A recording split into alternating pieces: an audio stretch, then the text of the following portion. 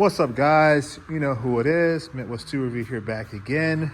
Well, this is gonna be just a quick update for you guys on the 58 GMC project. I got a couple new tools that came in, and I want to talk to you guys about my new channel, or second channel that is. And I'm gonna try to do some things differently. So the first thing on the update side of it, you can see the beautiful paint on this door. If you guys remember that these doors were pretty shot, if you go back to any of my older video on this particular truck, you will see how dirty these doors were. We were able to get them buffed out. We cleaned them first, we sanded them down, then we buffed them out, and then we did my own version of the patina sauce, and that's what the end result is. So they came out really, really nicely.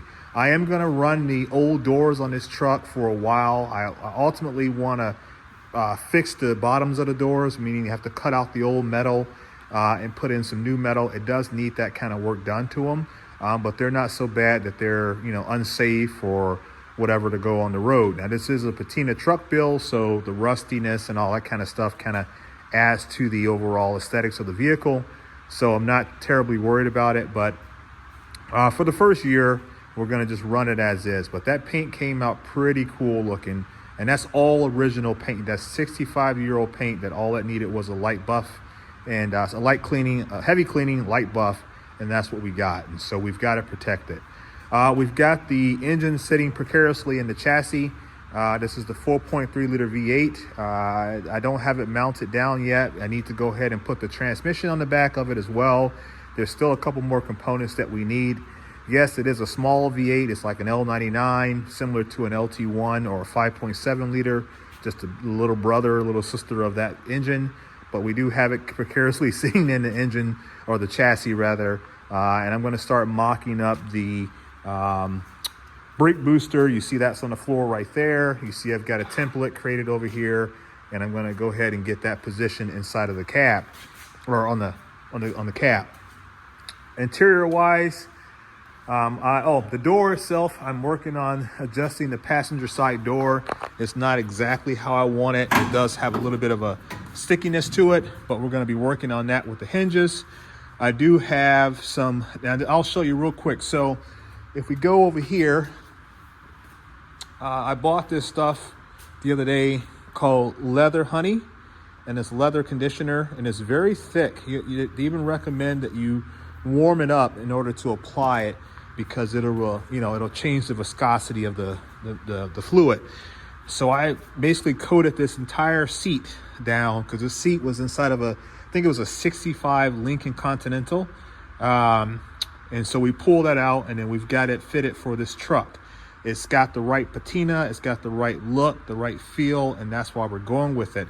And the original truck seat was black anyway, so this is even a better, the print and all that kind of stuff is a better look for the truck. But I put that Leather Honey on there, that conditioner, and you can see everywhere it looks dry is where the leathers basically soak that material up. So essentially what I'm saying is that we're going to have to apply yet another coating of that stuff, because these seats were that dry, and that stuff is very, very thick, and it just goes to show you how dry these seats really were. So we're going to do another coating of that. Not on this video, of course, but I'm just letting you guys know that's what we're working on. I got to do some more welding inside of the cab, just buckle up a couple things, and then we're going to clean out the cab, remove the seat, and then we're going to start sanding down the interior a little bit. It's the holiday, break or whatever for most people, so I haven't reached out to my engine guy yet about coming out to get the engine wired up, but we're going to be doing that next. So while I'm kind of in that transition period, I'm just going to kind of knock out some of these interior projects first, and then at least I'll have it done.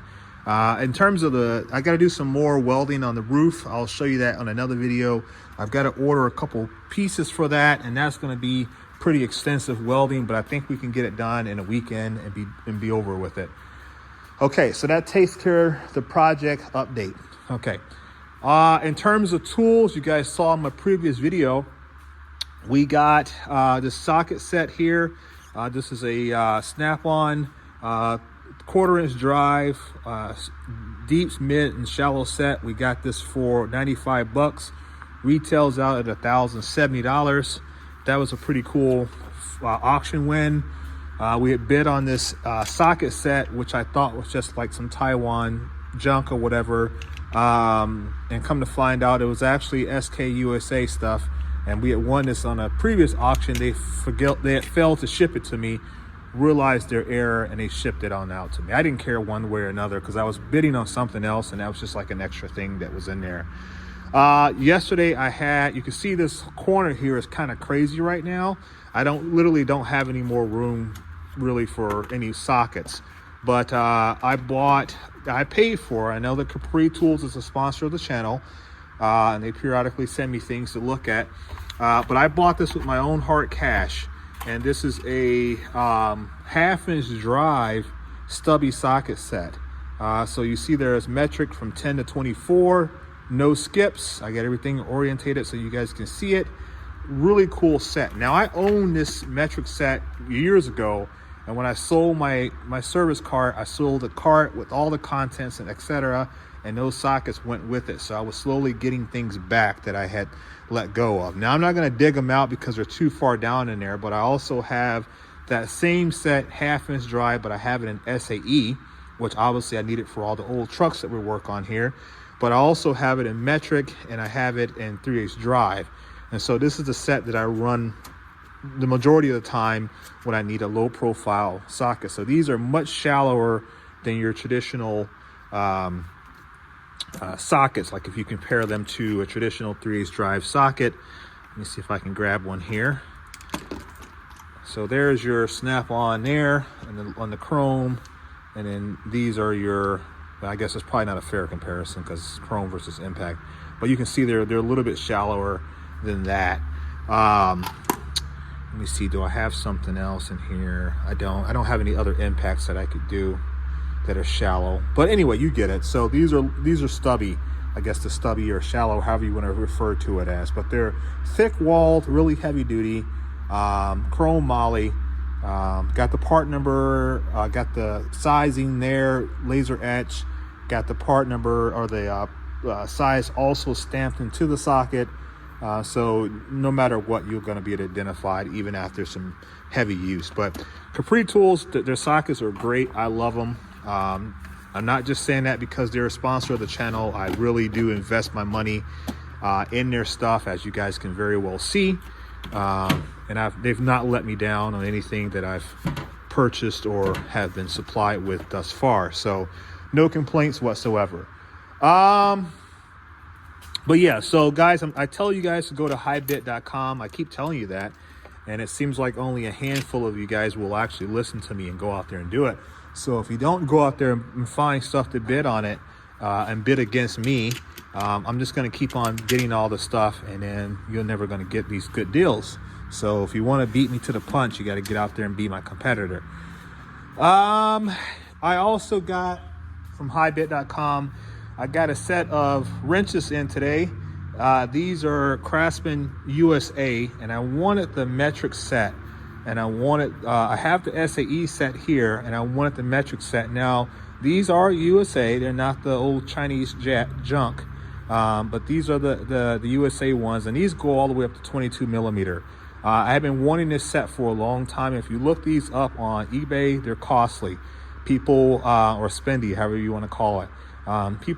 These are really good. So I know SK made wrenches for them at some point in time, but I think these predate SK's joint venture with Craftsman, and these are really, really nice. They're the same general raised panel design, but they're polished as opposed to the sand finish or whatever, or textured finish.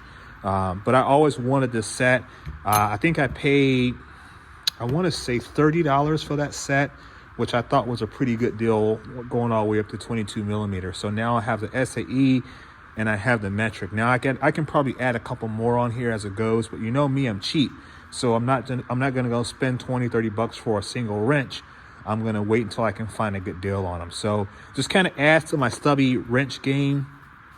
I should make a stubby wrench drawer. The reality is, because I've built a pretty decent collection of stubby wrenches and short wrenches, etc. So we're looking pretty decent on that type of wrench profile. So, okay, so, the last thing, let's talk about that. The last thing is we started a new channel. It's called Midwest Patina Works, and we are going to focus on, that channel is going to be focused on the truck build exclusively, right? So we have this 58 GMC that we're working on right now. We have the 72 C10, which is going to come immediately thereafter. And we recently purchased a 1965 C10 fleet side, which I don't have any fleet. Well, I guess the 72 is considered a fleet side, but the 65 is a fleet side. It's pretty cool. It's also going to be a patina truck. So the 65 is going to be towards the early fall of next year, and the 72 will be the summer of next year, because I'm giving myself until end of July, early August to get this 58 done. So thus far, we've come a long way. We still got a lot more to do on it, but we've got 6 months, 7 months to get it done. So we're going to take our time, do it right, and do what we can to get this truck completed by our deadline, so we can get the other truck in the shop and we can start working on that.